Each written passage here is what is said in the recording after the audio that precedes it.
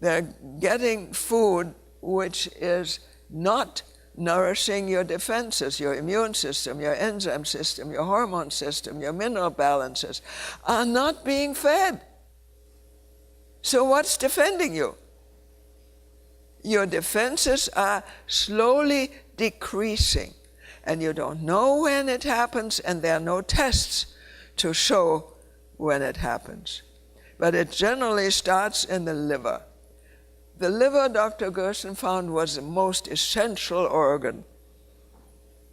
Everything that happens biochemically in your body starts and ends in the liver. Of course, you have the other organ systems that all work together.